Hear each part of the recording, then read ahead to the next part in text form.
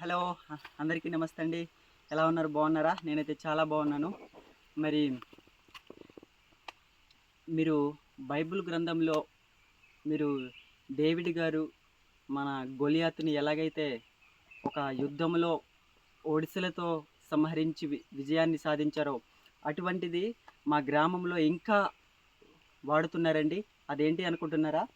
చూపిస్తాను. ఇది చూడండి.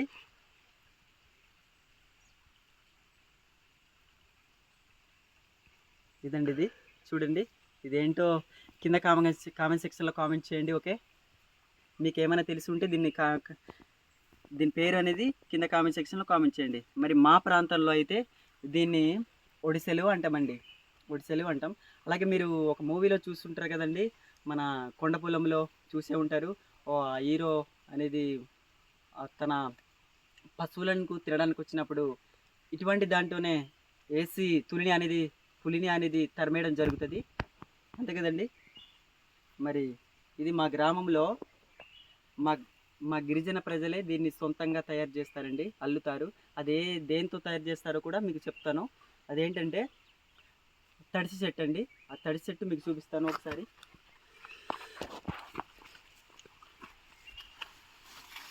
ఇదిగో చూడండి, ఇదండి ఈ యొక్క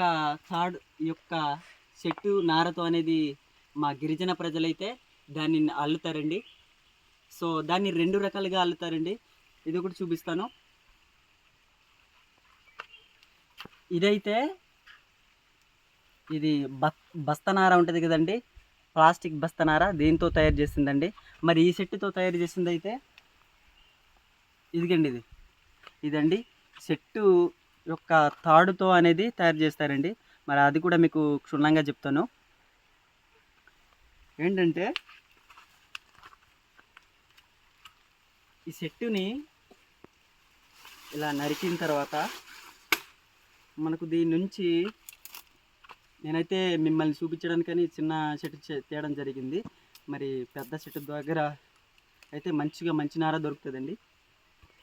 ఇదిగండి చూడండి, ఇదిగండి ఇలా నార కింద ఈ చెట్టు యొక్క తోలు అనేది వస్తుందండి. ఇలా నారలు వస్తుంది. సో ఈ యొక్క నార తీసి ఒక 2 రోజులు అనేది ఆరబెడతారండి మా గిరిజన ప్రజలు.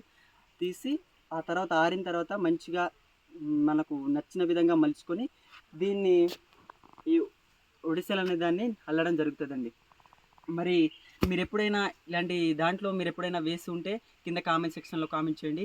మరి దీన్ని ఎలా వేయాలో నేను ఇప్పుడు మీకు చూపించబోతున్నాను. ఏ లేదండి, ఇది చూడండి. ఇదొక సైడ్ అండి. ఇది ఎందుకంటే మన వేళ్ళ మధ్యన అనేది దీన్ని ఇలా పట్టుకోవాలండి. ఎందుకంటే ఇలా రాయి ఇసిరిన తర్వాత మనం పట్టుకోవడానికి ఈజీగా ఉంటుంది, బలంగా పట్టుకోవడానికి.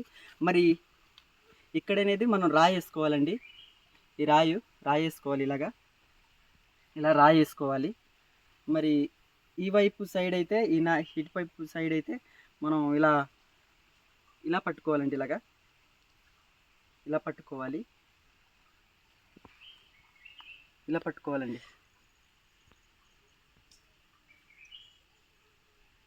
ఓకే, నేనైతే ఇప్పుడు వేసి చూపిస్తాను, ఒకసారి చూడండి.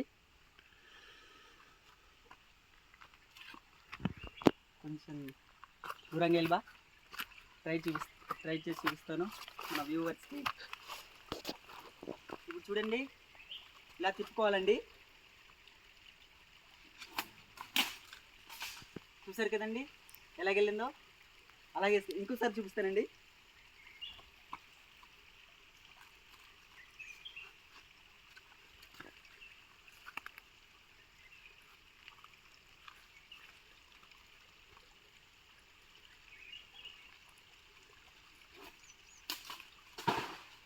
అది కానీ చూసారు కదండి, అలా వేసుకోవాలండి. ఇది మేము ఎలా ఉపయోగిస్తామంటే,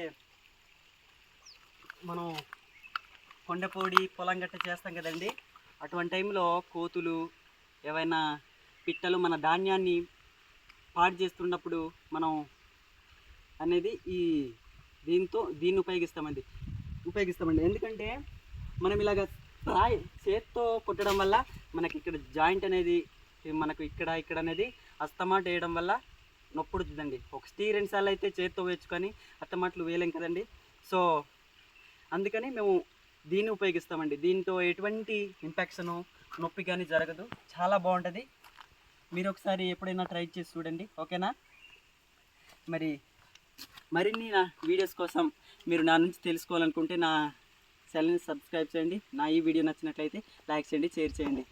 ఇంతటితో వందనాలు.